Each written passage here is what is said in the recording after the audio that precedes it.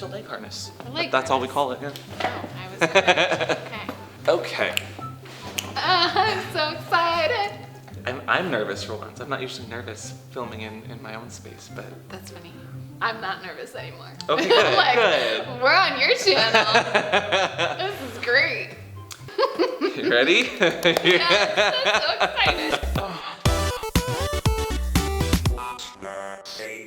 Hello! Welcome back to What's the Safe Word? I'm Amp. And I'm Dr. Lindsey Doe. And I'm also fangirling a little bit right now. Me too. And today we're gonna talk about sex education, which is totally what we always talk about, so it's not like a new thing. But today I have the wonderful YouTube legend in sex education. I mean, to me at least, you were one of the first channels I ever watched around sex education on YouTube. So I'm not only fangirling, but also very excited and honored and all the feels. But I'm gonna let you talk about yourself. Want an introduction? I do. Give me your best intro. Right, let's see. I have a channel called Sexplanations. That's explanations with an S at the beginning. I also have a podcast by the same name, and we have been making videos since, I think, 2013, and I get to come here. And now you're here, and you're actually on a tour right now. I am, the Sexplanations Road Tour. So, I think it's safe to assume that you enjoy talking about sex. I'm curious. I didn't go on YouTube. I didn't start a YouTube channel being like, I want to just talk about sex all the time. What? I know, right? I went to school for something completely unrelated to sex education. What got you started in the sex field, in sex education itself? Puberty. Oh. I mean, that makes sense. That's where it starts, right? You have grown with it and the sex education at the same time. Yeah, my body was shouting, put something inside of me, and I didn't understand. I didn't have resources at the time to know like where in my body and what goes in my body. I just kept reading and investigating, and it just kept going from there. Positive reinforcement.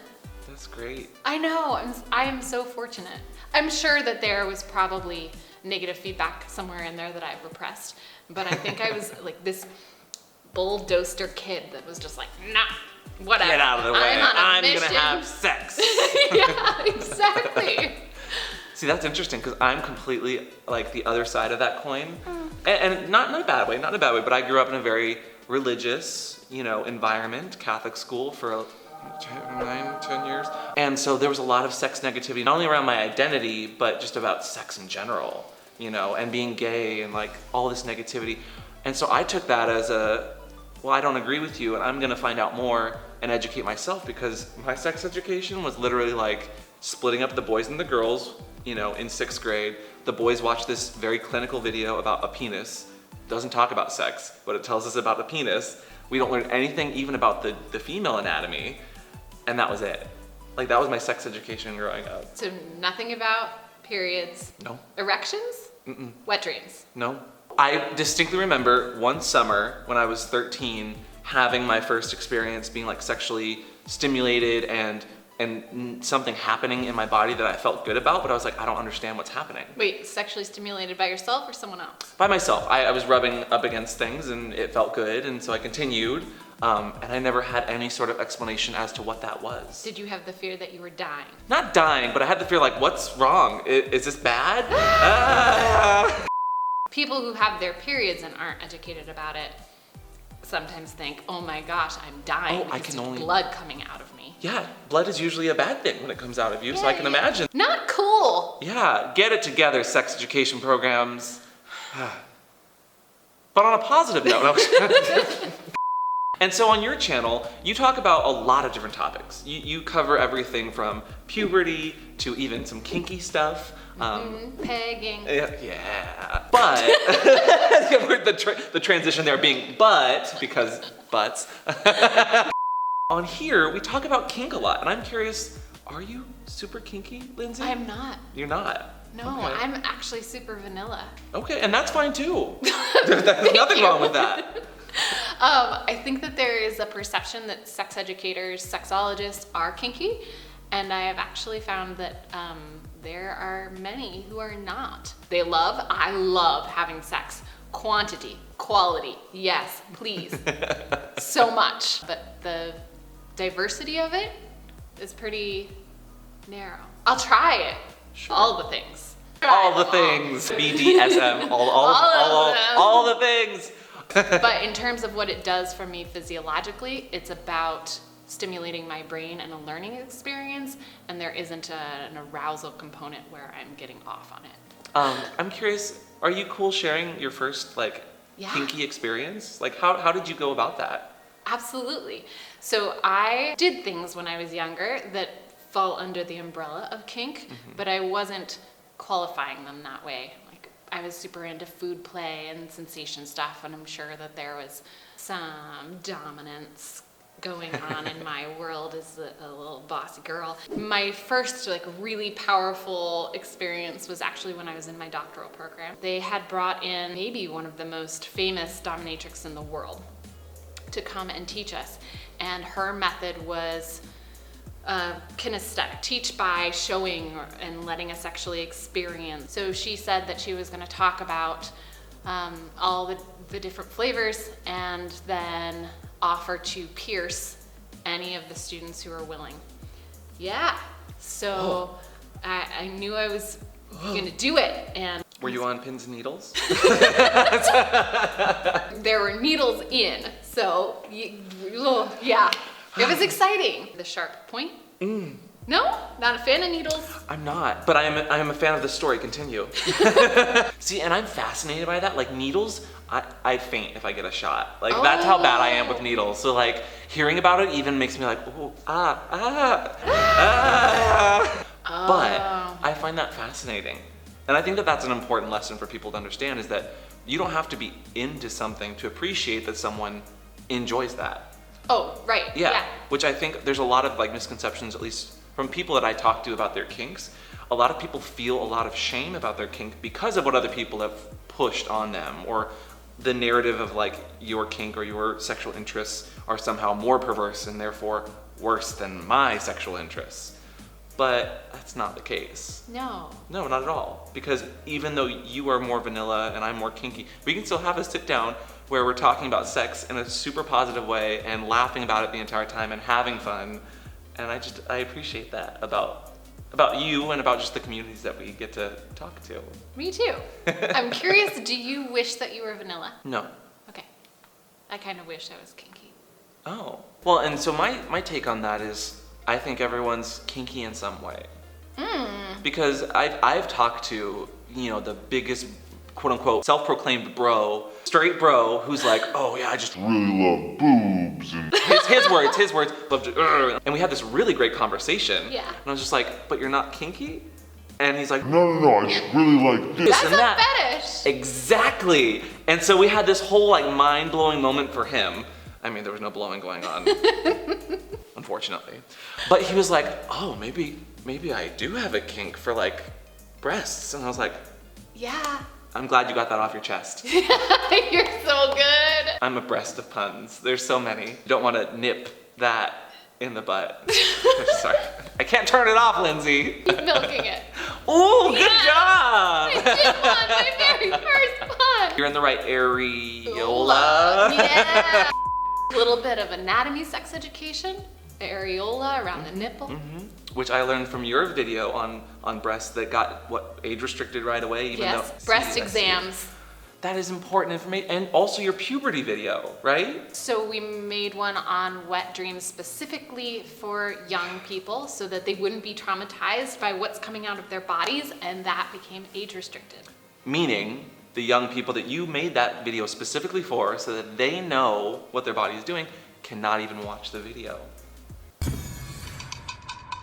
So Right. for people who have subscriber numbers like I do, they're making lots of money, some of them, from ad revenue, and we are not. Because of the topics that you Right. choose to talk about, even though it's something that I personally, and I think you personally as well, think it's information everyone needs and should have. Right. Because our bodies are confusing sometimes. And like we were saying, if someone's on their period or if someone has a ejaculation or wet dream, that can be traumatizing if you don't know what's going on with your body. Or if somebody wants to be tied up and they don't understand because they don't have a model for that as a sexual form of arousal, Where do you go? Where do you go? Patreon.com/what's the safe word? Or Sexplanations, because they have a lovely podcast and they have guests on there every once in a while. Well, speaking of community, I have this thing called Twitter. Have you ever heard of Twitter? Yes. Yeah. So on Twitter, I asked if you were to talk to a seasoned sex professional, and I put in quotes, not myself. I'm not seasoned unless I'm coming from the gym. What questions would you ask? And here's some wonderful questions from our community, and hopefully soon to be your community if they don't already subscribe to you on Sexplanations. Go subscribe to Lindsey on Sexplanations. Yeah. So many good topics. Thank you. The first question comes from Blythe Smith, and they asked, how do you encourage college-age students to explore their sexuality safely? Okay, I'm gonna wipe my nose. Yeah. Any bats in the cave? No, you are bat-free. You can leave this in too. Okay. So my suggestion would be encouraging that person to take a human sexuality class on their campus if they have one. YouTube.com/Sexplanations if they don't. What's the safe word? There are lots of sex education channels, podcasts, great websites that are out there. We'll list them in the description. Yeah, a lot of great podcasts out there. There's the No Safe Word Show. The Dildorks is great. Sexplanations is wonderful. Body Storytelling is a wonderful little storytelling podcast on sex and kink. Sex Nerd Sandra. Is who you're thinking. Yes, she just came back, right? Yes. Yeah, and I'm so excited that she is. Yes. So go check out a few of those podcasts, and if you have any other ones, leave them down in the comments below so people can share those. Finding the community as well in their campus space. So there are often LGBT groups that do a lot of sex positive, building of one's identity and permission giving. Lots of Facebook groups actually exist out there. That's how I found my community in Seattle when I lived there, was through Facebook. Great question. Oh, you're so nice. Well, and just thank you for taking the time and leaving a question. Next question from Talia asks, is it normal to question your orientation at 40? Yes, I just did an episode of Sexplanations called Sexual Fears, where I'm talking to a friend of mine, and she identifies as bisexual and is kind of questioning whether or not she's heterosexual or homosexual instead of bisexual. And I said that one of my sexual fears that I am not heterosexual and haven't figured it out yet, even though I identify as heterosexual now. So yeah, but good. Question it your whole life. Yes. I have recently come out. You come out so many times in your life, I feel like, as definitely on like the demisexual spectrum. Because I was a very, very sexual person in my early years of like sex exploration. Did adult performing, which was a lot of fun and a lot of like sexual experiences. And I've learned that I'm so much more engaged and I have so much better connections with someone that I'm able to sit down and actually have a good like rapport with and conversation and enjoy that person's chemistry with me, not sexually first, but just interpersonally, like talking about TV shows, or talking about books or podcasts, or just sex in general, like things that make you inspired. Stay curious. Should I say, great question. Continue the positive reinforcement. Star Falcon asks, what's the most common sexual difficulty people in relationships express? And how can it be avoided? Oh, definitely different sex drives. Ooh, yes. So not that one is better or worse than the other, but that they are different. Mm-hmm. So this person might have a sex drive that's like, I could go without it forever. And this person wants it multiple times a day. And they really care about each other and want to maintain a sexual relationship. But those drives and levels of desire are different. I've been in these relationships before. I find communication is the most important thing in all of that. Like, to avoid having any missteps with that sexual discourse, it's just being able to communicate that you need this or you want that, and how can we do this in a consenting way that everyone gets what they want and everyone feels fulfilled in many ways, and comes out of that relationship or continues having that relationship be a positive thing in their life. So I teach a thing called Want, Will, Won't List, where you make 3 columns and then you put 30 items per column or more of things that you want, components of a sex relationship or a sexual behavior that you desire. And then there's the will list, which is where you're looking at more of a common ground or things to negotiate. It's not necessarily something you're excited about, but you consent to. And then there's the won't, which are the hard limits, absolutely not, so don't ask me again. And it's a great way for people in relationships to make lists themselves and then to cross-reference them and look at everything that overlaps and work on those pieces rather than focusing on so-and-so won't do this, so I can't be sexually satisfied. And really, all you have to do is ask sometimes. Ask once, maybe twice. After that, that's harassment. Ooh, I really like this question. I'm excited about this. So Quaker asks, what would you like to tell your younger self? What would you wish someone had told you? Oh, that it's awesome to have hairy legs. Okay, I didn't know that was coming, but that's a great one. At that time, people were making fun of me because I wasn't shaving yet. My family hadn't taught me how, or I didn't take it upon myself to do it. When I started shaving and all through like my teens and 20s, it was so excruciating. And so now I'm just like, I'm not doing that. I'm not hurting myself. I'm not wasting money. And I love my hairy legs. Good for you. Thanks. But then also I thought that when I was gonna get felt up for the first time, that because my rib cage protruded more than my breast, that my partner was gonna think that these were my boobs, and I was very insecure. And I wished that a current me could have told that former me, like, it's gonna be great. Like, dude's gonna find your boobs and is going to be very happy. I actually had a similar experience as a kid and teen. I got bullied because of the way I walked, which I found out later on was because my butt was a good size, bigger than most people, and I got ridiculed for that. And I was always so self-conscious and insecure about my butt, which now, I use that to pay my bills. So, joke's on you. Oh, that's so good. Great question. Great question. Ooh. Thomas asks, what are the most difficult yet rewarding challenges a sex educator faces? One is that people think that because I'm a sex educator, I want to have sex with them, or that I have sex with everybody and in certain ways. Or that you just have sex nonstop and don't think about anything but sex. I don't know if you get that, but I get that a lot. That's true. Wait, what was the second part of the question?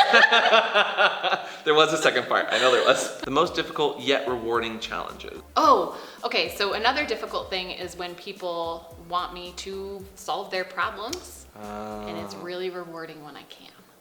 Good. Great question. Tasha asks, why do you think America is so repressed and shamed when it comes to topics of sex? Because we are founded by Puritans. There you go. Okay, we're done. You heard it here. Because we have this strange tendency to want to control everything around us.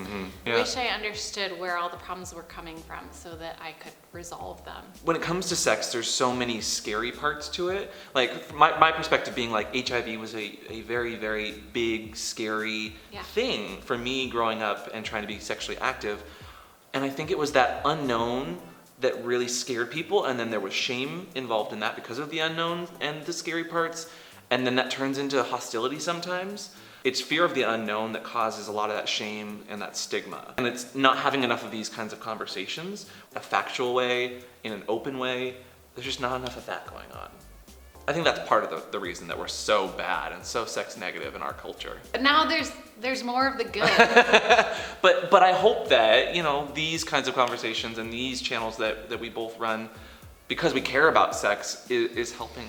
And I think it does. You helped me when I was growing up and trying to find sex and sex education. Good. So thank you. Thank you for what you're doing, and you're helping all of them, and like and subscribe. Oh, sorry, I do have one last question for you. I don't know if you're ready for it, but... I don't know either now. But we always have the guest or whoever's on the show come up with a safe word for the day. So what is your safe word for the day, Lindsay? Oh. The one question that stumped Lindsay. Toto. Oh, because... Because I just watched The Wiz for the first time. Oh. Have you seen The Wiz? I have not. Now I'm pissed that I haven't seen it. Get enculturated, people. Piss, Wiz, did you? No.